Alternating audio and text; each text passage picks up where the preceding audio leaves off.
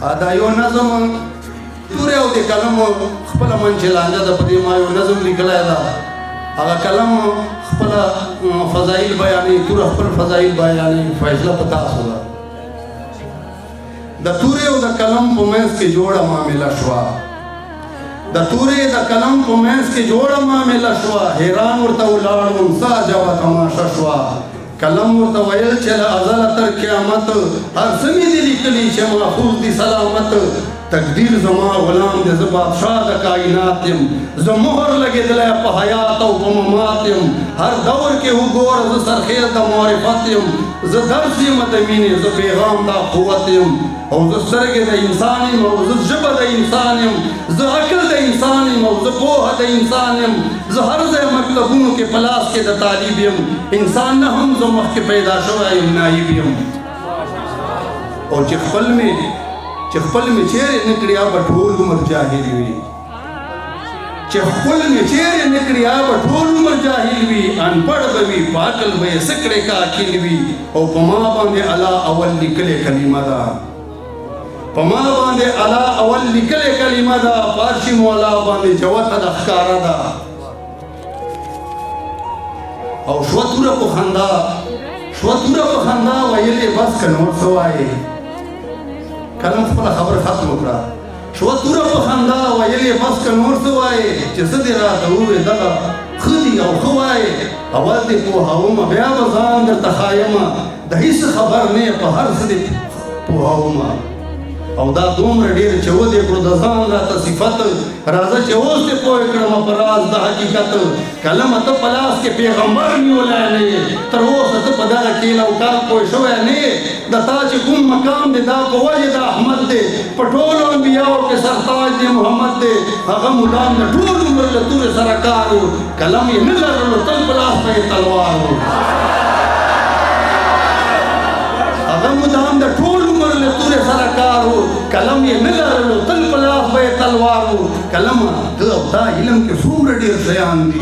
دا ټول زما روحي جانان ته زبر دي او عیان دي. او زه توره یم په ما باندې تر شوی دی انصاف. له اوسه چا هم نه دی کړی ما نه اختلاف. زه توره یم په ما باندې تر شوی دی انصاف. له اوسه چا هم نه دی کړی ما نه اختلاف. زه فرض یم تر قیامته په ما کېږي به کتال. په پاڼو د قرآن مې چیرې وګوره احوال. او زه فرض عین یم په ما تل کېږي جهاد. زه فرض عین یم په ما تل کېږي جهاد. اسلام دی په هر دور کې په ما باندې آباد. زه پت یم حیا یم مذهب یم ایمان یم. زه شان د عاشقان یم پېچان د مسلمان یم. قلمه تا خو خلق رانه بیایي یونیورسټیو ته. قلمه تا خو خلق رانه بیایي یونیورسټیو ته. اوس نه یې هغه ته چې ضرورت وي مدرسو ته. قلمه تا خو خلق رانه بیایي یونیورسټیو ته. اوس نه یې هغه ته چې ضرورت وي مدرسو ته. بس دومره صبر وکړه مسخر چې درته لار کړم. چې پېټ دې ضرورت شي تا به هله را بیدار کړم. په ما باندې قصاص د شهیدانو هم واجب دی. په ما باندې قصاص د شهیدانو هم واجب دی. دغه راته اسلام وایي، قرآن راته ترغیب دی. قلم ستا که دومره لوی مقام او دبدبه وی، په کار د محمد لاس کې نیولی و لمحه وی.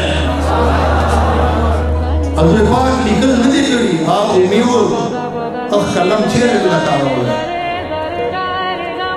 قلم ستا که دومره لوی مقام او دبدبه وی، په کار د محمد لاس کې نیولی و لمحه وی. خو دې باوجود بیا دې زه کوم احترام.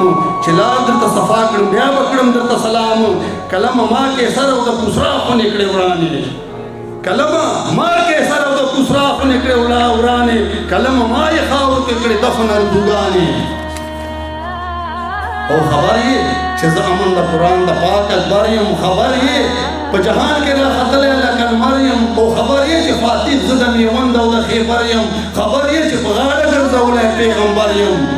او تا خان په خپل مقام دی او زما په خپل مقام. زه توره یم اخلم د جابر نه انتقام. بهر چې دنیام ټول جهان مې و غلام. خو افسوس دی مسلمان ورانه کرکه او نفرت دی. جهان کې ذکر ټول ورته جوړ شوی ضلالت دی. قلمه د تا ذکر دغه خلک کړي پرچار.